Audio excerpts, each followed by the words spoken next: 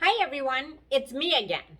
It's been a while and it's a little late in the month for me to be just getting out my video blog, but I've got lots of good reasons. You notice I didn't use the word excuses.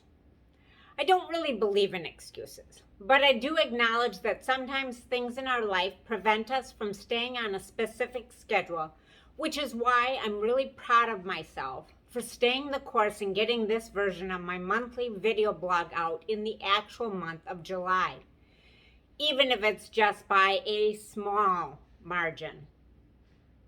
Speaking about small margins, one of the reasons I didn't get this video blog out is because right at the end of June, I was in a car accident where my blue Mini Cooper was completely totaled. As you gasp in horror, please know that as you can see, I'm totally fine. I was a little shaken up at the time, but I'm right as rain now. The accident happened in the gas station parking lot. A distracted driver hit me head on and I had no margin of space to get out of her way. Fortunately, the insurance coverage is all on the other driver since it wasn't my fault.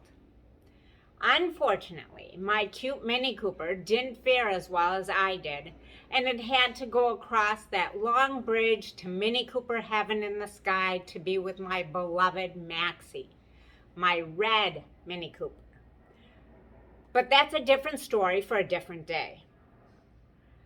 One of the more challenging aspects of getting my car totaled was the fact that it happened days before I was supposed to drive to the Twin Cities for my parents' 65th wedding anniversary. I mean, if I was just going to an Alanis Morissette concert or something like that, I probably would have canceled the trip. But my parents' 65th wedding anniversary? No chance I was going to miss that. So I rearranged everything and got last-minute airfare. Before I actually left for the Twin Cities, I started shopping for new cars. And as you may know, the inventory on all new cars is pretty low right now. What I came to find out, there was a minimum of 4 to 6 months for any new Mini Coopers, which sent me into a bit of a panic because, as you may know, I've driven nothing but Mini Coopers for many years now. Well, I came to find out that the largest inventory of used Mini Coopers in the entire Midwest is at a dealership in the Twin Cities. Who knew? I didn't. I did manage to find a nice Mini Cooper Countryman with heated seats, which is a must. I know it sounds frivolous, but once you've gotten used to warming your buns in the winter, there is no going back. That is, to frozen buns, that is. The downside was that it was a Mini Cooper Countryman. That's their SUV version, which is a larger car that I'm used to driving. And also the only color they had was black. I'm more of a fire engine red or race car blue sort of gal.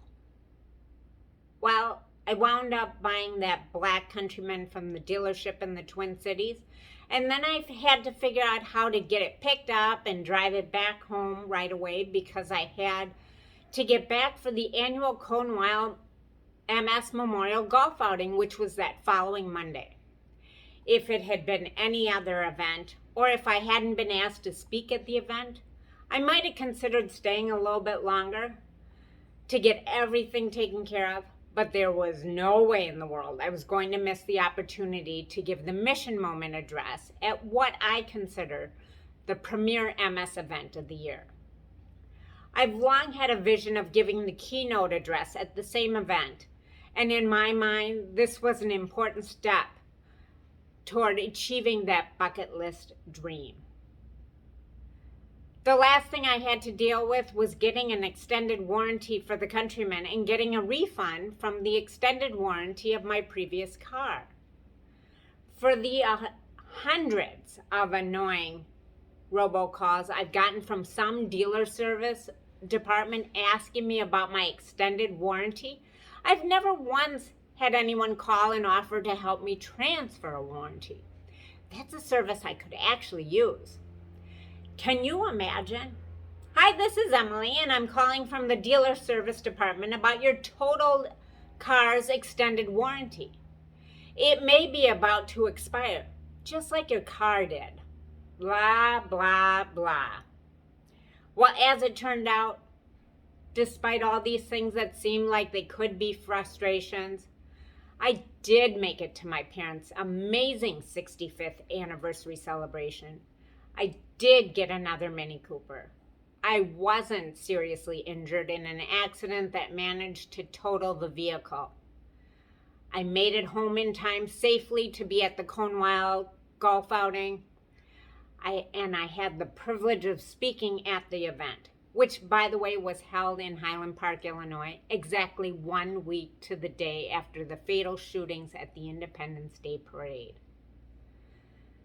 As I stood there ready to speak that morning, none of the things that seemed frustrating about my trip or the car or the color or the size seemed to matter much at all anymore.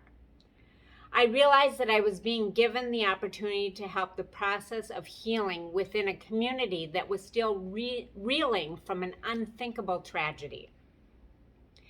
And I was doing it with a group of people who were sharing their resources of time and money to help people with MS heal, which you know is a cause that's very near and dear to my heart. I guess you could say that in all of this, I got a really good lesson in not sweating the small stuff. So as we head into the last full month of summer, I'm going to try to be more present to all the moments of my life. I'm going to try to not get worked up about things that are ultimately out of my control. I'm going to trust that everything's going to work out just fine, even when it doesn't feel that way. And I'm going to look forward to connecting with all of you again really soon, because August is just around the corner. On another note, my brother, niece, and nephew have been asking for a shout out, so here it is. Thanks Dan, Addie, and Jack for watching, and to all my other loyal watchers, thanks to you as well. Ciao, ciao for now.